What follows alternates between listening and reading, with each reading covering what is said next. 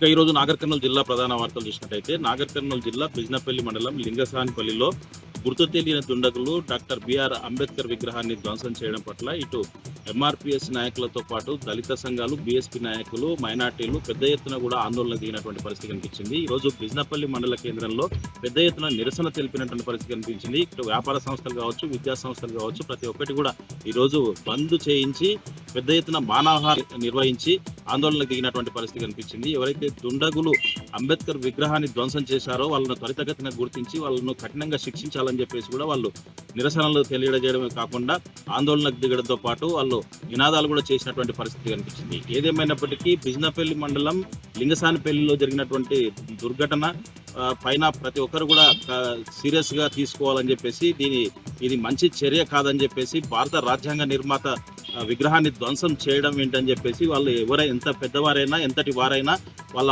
వెనక ఎవరున్నా సరే వదిలిపెట్టకుండా కఠిన శిక్షలు విధించాలని చెప్పేసి కూడా ఇటు ఎంఆర్పిఎస్ నాయకులతో పాటు బీఎస్పీ నాయకులు, మైనార్టీలతో పాటు పలు కుల సంఘాల నాయకులు, ప్రజా సంఘాల నాయకులు కూడా దీన్ని తీవ్రంగా ఖండించి దుండగులను వెంటనే కఠినంగా శిక్షించాలని చెప్పేసి కూడా పెద్ద ఎత్తున డిమాండ్ చేసినటువంటి పరిస్థితి కనిపిస్తోంది.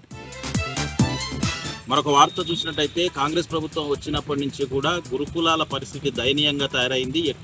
ఎప్పుడు ఏ కళాశాలలో ఫుడ్ పాయిజన్ అవుతుందో తెలియని పరిస్థితి నెలకొంది. దాంతోపాటుగా పరిసరాలు, మౌలిక వసతులు సక్రమంగా లేకపోవడంతో విషసర్పాలు సైతం కళాశాలలోకి, పాఠశాలలోకి వచ్చేసి అటు విద్యార్థులు, అధ్యాపకులు కూడా భయం గుప్పిట్లో గడుపుతున్నటువంటి పరిస్థితి కనిపిస్తూ ఉంది. నాగర్ కర్నూలు జిల్లా కేంద్రంలోని మహాత్మా జ్యోతిరావు పూలే కళాశాలలో ఒక రక్తపింజర పాము బాత్రూంలో కనిపించడంతో అక్కడ ఉన్నటువంటి అధ్యాపకులు, విద్యార్థులు భయాందోళనకు గురై వెంటనే స్నేక్ క్యాచర్ అయినటువంటి వంశీకి సమాచారం ఇవ్వడంతో అతను వెంటనే వచ్చేసి దాన్ని బంధించి అతి రక్తపింజరగా గుర్తించినటువంటి పరిస్థితి. చాకచక్యంగా ఆ పామును పట్టుకొని తీసుకెళ్లడం జరిగింది. దీంతో అక్కడ ఉన్న వాళ్ళు ఊపిరి పీల్చుకున్నటువంటి పరిస్థితి కనిపించింది. ఏదేమైనప్పటికీ అక్కడ ఉన్నటువంటి పరిసరాలు పరిశుభ్రంగా లేకపోవడం ఒక ఎత్తైతే మౌలిక వసతులు సక్రమంగా లేకపోవడం, తర్వాత దానిపైన పర్యవేక్షణ కూడా లేకపోవడం, ఇవన్నీ కూడా కారణాలని చెప్పేసి దాంట్లో బాత్రూంలో పాములు పోవడం ఏంటని చెప్పేసి ఏ విద్యార్థికి ఏదైనా జరిగితే ఎవరు బాధ్యులని చెప్పేసి కూడా పలు ప్రజా సంఘాలతో పాటు పలు సంఘాలు, విద్యార్థి సంఘాలు కూడా